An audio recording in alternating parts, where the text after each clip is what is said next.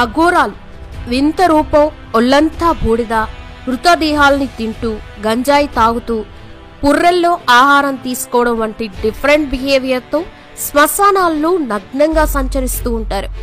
అయితే ఉన్నట్టుండి అఘోరాలు ఇటీవల మనుషుల్లోకి రావడం చర్చనీయాంశమైంది. ఓ ఆడ అఘోరి 2 తెలుగు రాష్ట్రాల్లో తిరుగుతూ హాట్ టాపిక్ అయిన సంగతి తెలిసిందే. అయితే ఆడ అఘోరీల లైఫ్ స్టైల్ ఎలా ఉంటుందో ఎవ్వరికీ తెలియదు. మరి ఆడ అఘోరీలు ఎక్కడ ఉంటారు? ఆడ అఘోరీలుగా మారాలంటే ఏం చేస్తారు? బట్టలెందుకు ధరించరు? ఆడ అఘోరీలు చనిపోతే వారి శవాల్ని ఏం చేస్తారు? వారు ఏ దేవుళ్ళని పూజిస్తారు? వీరు సడన్ గా మనుషుల్లోకి రావడానికి కారణమేంటి? అలా ఆడ అఘోరీల గురించి ఎవ్వరికీ తెలియని ఆసక్తికర విషయాలు ఈ వీడియోలో తెలుసుకుందాం. స్కిప్ చేయకుండా చివరి వరకు చూడండి. అఘోరాలని సాధువులని కూడా అంటారు. అఘోరాలు ఎక్కువగా కాశీ లాంటి శైవ క్షేత్రాల్లో లేదా హిమాలయాల్లో మనకు కనిపిస్తూ ఉంటారు. ఒళ్లంతా విభూదితో, రుద్రాక్ష మాలలతో, జటాజుటాలతో తపస్సులో నిమగ్నమైపోతూ ఉంటారు. అఘోరాలు ఎప్పుడూ శ్మశానాల్లోనే తిరుగుతూ ఉంటారు. కాలే కాష్టాల మధ్య కాలం వెల్లదీస్తూ ఉంటారు. మనుషుల పుర్రెల్ని పట్టుకొని సంచరిస్తూ ఉంటారు. దాన్ని ఒక పాత్రగా వివిధ పనులకు ఉపయోగిస్తారు. శరీరమంతా బూడిద ఉంటుంది. ఒంటిపై వస్త్రాలుండవు. మెడలో రుద్రాక్ష మాలలు ధరిస్తారు. శివుణ్ణి అమితంగా ఆరాధిస్తారు.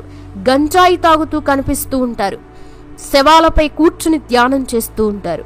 వీరికి మంచి చెడులు ఒక్కటే. బాహ్య ప్రపంచానికి చాలా ఎడం పాటిస్తూ ఉంటారు. కుంభమేళా జరిగేటప్పుడో లేదా దేవాలయాల్లో ఏవైనా ప్రత్యేక పూజల సమయంలో పెద్ద ఎత్తున ఆ ప్రాంతాలకి తరలిస్తూ ఉంటారు. సంస్కృతంలో అఘోరి అంటే భయం కలిగించని అని అర్థం.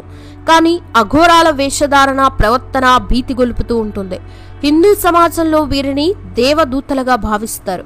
అఘోరాల్లో పురుషులే ఉంటారు. మహిళలు అరుదుగా కనిపిస్తూ ఉంటారు. దేవునితో ఏకం కావడానికి వీరు సాధారణ నియమాల్ని దాటి తమదైన ప్రత్యేక పద్ధతుల్ని అవలంబిస్తారు. ఇక అఘోరాలు కొందరు వారి శరీరంలో ఎముకలు లేవా అన్నట్లుగా ఎట్టు పడితే అటు శరీరాన్ని వంచుతారు. కొన్ని సందర్భాల్లో మాత్రమే అఘోరాలు లంగోట ధరిస్తారు. పూర్తి కాలం వారు నగ్నంగానే ఉంటారు. అఘోరీలకి అతీంద్రియ శక్తులున్నాయని నమ్ముతారు. పౌర్ణమి రాత్రుల్లో వారు శవాలపై కూర్చొని మంత్రాలతో పూజలు చేస్తూ ఉంటారు. చనిపోయిన వారి నుంచి తమకు శక్తి లభిస్తుందని చాలా మంది నమ్ముతారు. అఘోరీలు ప్రతి మనిషిని తమ వారిలా చూసుకుంటారు. దీని వెనుక వారి వాదన ఏంటంటే వారందరినీ ఒకేలా చూస్తారు. అఘోరీగా మారాలంటే 12 ఏళ్లు శ్మశానంలో తపస్సు చేయాలి. వారు సాధారణంగా పొగ తాగుతారు. లోతైన ధ్యానం సమయంలో గంజాయి ధూమపానం వారికి బలమైన ఆధ్యాత్మిక అనుభూతితో పాటుగా ఇది వ్యాధులు, ఇతర సమస్యల్ని దూరం చేస్తుందని వాళ్ళు నమ్ముతారు. అఘోరీలు త్యాగం చేసే సాంప్రదాయాన్ని పాటిస్తారు. జంతువుల్ని బలి ఇచ్చిన తర్వాత వాటి జంతు రూపం నుంచి విముక్తి పొందుతుందని అఘోరీలు నమ్ముతారు. అంటే మళ్లీ పుడితే అది జంతువుగా పుట్టదు. వారు మానవుల మృతదేహాల నుంచి పచ్చి మాంసాన్ని కూడా తింటారు. ఇలా చేయడం వల్ల తమ సాంకేతిక శక్తులు బలపడతాయని వారు నమ్ముతున్నారు. నరమాంస భక్షత్వాన్ని ఆంథ్రోపోఫాగి అని కూడా అంటారు. ఏకాభిప్రాయం ఉన్నా లేకున్నా మరొక మానవుడి మాంసాన్ని లేదా అవయవాల్ని తినడం అఘోరాలు ఆచారంగా భావిస్తూ ఉంటారు. ఈ చర్య చాలా కాలంగా కొనసాగుతోంది. అఘోరీలు ఒకే చోట ఉండరు. వారణాసి లేదా కాశీ లాంటి ప్రదేశాల్లో ఎక్కువగా కనిపిస్తారు. ఎందుకంటే ఈ నగరంలో అఘోరీల గుడి ఉంది. ఈ ఆలయంలో గంజాయి మద్యాన్ని అందిస్తారు. అఘోరీలు శివుని మృతదేహాల్ని పూజిస్తారు. శివుని 5 రూపాలలో అఘోరా ఒకటని కూడా నమ్ముతారు. శివుడిని ఆరాధించడానికి ఈ అఘోరీలు మృతదేహాలపై కూర్చుని విన్యాసాలు చేస్తారు. అందుకే శివుణ్ణి శ్మశాన దేవుడిగా భావిస్తారు. ఒక అఘోరీ చనిపోయినప్పుడు అతని అంత్యక్రియలు వారు చేయరు. దీనికి బదులుగా అతని శరీరం నీటిలో వదిలేస్తారు. ఇక కుంభమేళాలో నాగ సాధువులు ఎక్కువగా కనిపిస్తారు. అయితే వీరిలో ఎక్కువగా పురుషులు కనిపిస్తారు. ఇంకా కొందరు ఆడ నాగ సాధువులు కూడా కనిపిస్తారు. మహిళా నాగ సాధువులు తమ జీవితాలని అరణ్యాలలో చాలా ఏకాంతంగా ప్రదేశాల్లో గడుపుతారు. నాగ సాధువుని మనం చూసే సందర్భాలు చాలా తక్కువ. వీరు నగ్నంగా ఉంటారు. పురుష అఘోరాల మాదిరిగానే స్త్రీలు కూడా శ్మశానంలో నిద్రించి దాంతో పాటు శవాలని భక్షిస్తూ ఉంటారు. మహిళలు అఘోరాలుగా మారడం అంత సులువైంది కాదు. ముందుగా వారు నాగ సాధువులాగా మారాలంట. అంటే కనీసం 6 ఏళ్ల పాటు బ్రహ్మచర్యం పాటించి ఉండాలి. అంటే 6 ఏళ్ల పాటు కటిక బ్రహ్మచర్యం అంటే పురుష వాసన తగలకుండా శృంగారం వంటి వ్యామోహాలకి దూరంగా ఉండాలి. అలా 6 సంవత్సరాల పాటు దూరంగా ఉన్నవారు జీవితాంతం కూడా బ్రహ్మచర్యాన్ని పాటించగలరని సన్యాసి ఆచార్య మహా మండలేశ్వర నిర్ణయించి వారికి సన్యాసం ఇస్తారు. ఇక అలా మారేందుకు తమకి తాముగా పిండ ప్రదానం చేసుకోవాలి, తమ రక్త సంబంధీకులను వదిలేసుకోవాలి. నాగ సాధువుగా మారిన తర్వాత మహిళలు తమ అలవాట్లను పూర్తిగా మార్చుకోవాలి. పురుషులతో సమానంగా మహిళలు కూడా శివ పూజల్లో పాల్గొనాల్సి ఉంటుంది. ప్రతిరోజు ఉదయం బ్రహ్మముహూర్తంలో నిద్రలేచి నిత్యకర్మ చేసిన తర్వాత శివారాధన చేయాలి. ఇలా మధ్యాహ్నం వరకు గడిపి మధ్యాహ్న సమయంలో భోజనం చేస్తారు. తర్వాత మళ్లీ ఈశ్వరనామ జపం చేస్తూ భజనలు చేస్తూ దైవ పూజలు నిర్వహిస్తారు. గర్భం నుంచి వచ్చే క్రమంలో ప్రతి ఒక్కరూ ఎలాంటి దుస్తులు లేకుండా బయటికి వస్తారు. చనిపోయిన తర్వాత కూడా దుస్తులు తీసేస్తారు. అదే కారణంతోనే ఆ మహిళా అఘోరీ కూడా ఎలాంటి దుస్తులు లేకుండా బయటికి వెళ్తారు. అఘోరాలు ఎప్పుడు రహస్యంగానే ఉంటారు. శ్మశాన వాటిక మృతదేహం శివుడితో ప్రత్యేకమైన అనుబంధం వారికి ఉంటుంది. ప్రతి అఘోరీ ఖచ్చితంగా తమ వద్ద ఒక మగ పుర్రెను ఉంచుకుంటారు. దాంట్లోనే తింటారు, తాగుతారు. అయితే పుర్రెలోనే ఎందుకు తినడం అనే సందేహం రావచ్చు. దానికి ఒక కారణం ఉంది.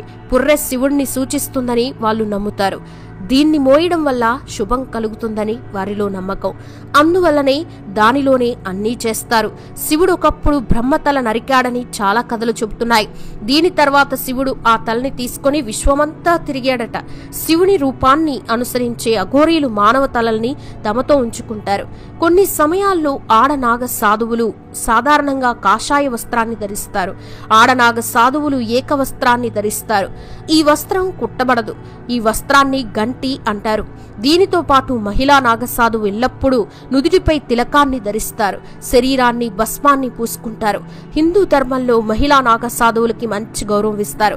వీరిని మాతా అని పిలుస్తారు. ఇలా అనేక ఏళ్లు పరీక్షలు ఎదుర్కొన్న తర్వాత గురువు ఆ మహిళని నాగసాధువుగా మార్చడానికి అనుమతిస్తారు. మహిళా నాగ సన్యాసి అయిన తర్వాత ఆమె తన జీవితాన్ని భగవంతునికి అంకితం చేస్తుంది. ఎల్లప్పుడూ భగవంతుని భక్తిలో నిమగ్నమై ఉంటారు. ఉదయం భగవంతుని ఆరాధనతో రోజుని ప్రారంభిస్తారు. రోజంతా వారు భగవంతుని ధ్యానంలో జీవిస్తారు. ఉదయం లేచినప్పటి నుంచి రాత్రి వరకు పూజలు చేస్తూనే ఉంటారు. మహిళా నాగ సాధువులని సాత్వీయ మాత అని పిలుస్తారు. అంతేకాదు నాగిన్, అవధూతిని అని కూడా సంబోధిస్తారు. వీరు చాలా అరుదైన సందర్భాల్లో కనిపిస్తూ ఉంటారు. సామాన్యులకి దూరంగా దట్టమైన అడవులలో, కొండలలో, గుహలలో జీవిస్తారు. అరుదైన సమయాల్లో మాత్రమే జనాల్లోకి వస్తూ ఉంటారు. సాయంత్రం సమయంలో దత్తాత్రేయ పూజలో అంతా పాల్గొంటారు. మహిళా నాగ సాధువులు దత్తాత్రేయ తల్లి అయిన సతీ అనసూయ దేవిని ఎక్కువగా పూజిస్తారు. పూజల సమయంలో ఎలాంటి కోరికలు కోరుకోరు. ఎందుకంటే వారు సర్వసంగ పరిత్యాగిలి కదా. కేవలం ఈ జన్మకి మోక్షం కలిగించాలని దైవాన్ని అఘోరాలు వేడుకుంటారు. మహిళా అఘోరాలు చనిపోయిన సమయంలో ఎలాంటి కార్యక్రమాలు చేయకుండా శవాన్ని నదిలో లేదా ఏదైనా చెరువులో పడేస్తారు. అయితే తెలంగాణలో ఓ లేడీ అఘోరీ జనాల మధ్యలోకి రావడం ఆ మధ్య హాట్ టాపిక్ అయింది. రాష్ట్రంలోని పలు ఆలయాలని సందర్శిస్తూ ఆమె పూజలు చేశారు. తన్ని తాను నాగసాధు అఘోరీగా చెప్పుకుంటూ సోషల్ మీడియాలో వైరల్ అయ్యారు. ఏపీ, తెలంగాణ రాష్ట్రాల్లో సంచరిస్తూ అనేక దేవాలయాలు దర్శించుకున్నారు. 2 తెలుగు రాష్ట్రాల్లో ఈమె చేసిన హల్చల్ అంతా ఇంత కాదు. పోలీసులు అడ్డుకుంటే ఆత్మార్పణ అనడం, పెట్రోల్ క్యాన్ బయటకు తీసి హల్చల్ చేశారు. ఏపీ పర్యటనలో శ్రీకాళహస్తి వద్ద అన్నంత పని కూడా చేసి చివరికి పోలీసుల చొరవతో వెనక్కి తగ్గారు. ఇంకా హిందువులు ఏకం కావడం లేదంటూనే ఆలయాలపై దాడులు నియంత్రించకపోతే ఆత్మార్పణ నిర్ణయానికి తాను కట్టుబడి ఉన్నట్లు మరోమారు ప్రకటించారు. 2 తెలుగు రాష్ట్రాల ప్రభుత్వాలకి వార్నింగ్ కూడా ఇచ్చారు. ఆడపిల్లలపై అఘాయిత్యాలు, ఆలయాలపై దాడులు ఆపడంలో ప్రభుత్వాలు తగిన రీతిలో స్పందించడం లేదని వాపోయారు. అయితే తెలంగాణ రాష్ట్రం మంచిర్యాల జిల్లాకి చెందిన ఈమె 7 ఏళ్ల వయసులో తన గురువు అఘోరీ దీక్షనివ్వడంతో హిమాలయాలకెళ్లిపోయానని, ప్రస్తుతం 27 ఏళ్లని, తాను 18 శక్తి పీఠాలు, 12 జ్యోతిర్లింగాలు దర్శించుకోవడం జరిగిందని తెలిపారు. తన గురువు కాశీ విశ్వనాథ్ ఆధ్వర్యంలో తాను అఘోరీగా మారినట్లు చెప్పారు. తన గురువు అఘోరీ దీక్షనివ్వడంతో హిమాలయాలకెళ్లిపోయారట.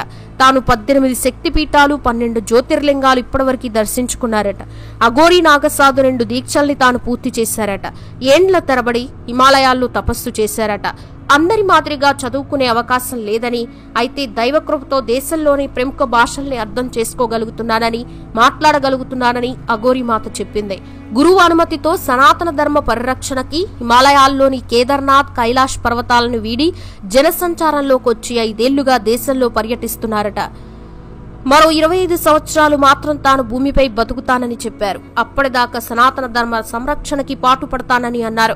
సనాతన ధర్మం ప్రమాదంలో ఉన్నందున అఘోరా నాగ సాధువులు తపస్సు నుంచి బయటికి వచ్చి దేశంలో సనాతన ధర్మ పరిరక్షణకి, లోక కళ్యాణం కోసం పర్యటిస్తున్నారు. చూశారు కదా ఫ్రెండ్స్, ఆడ అఘోరీల గురించి స్టోరీ.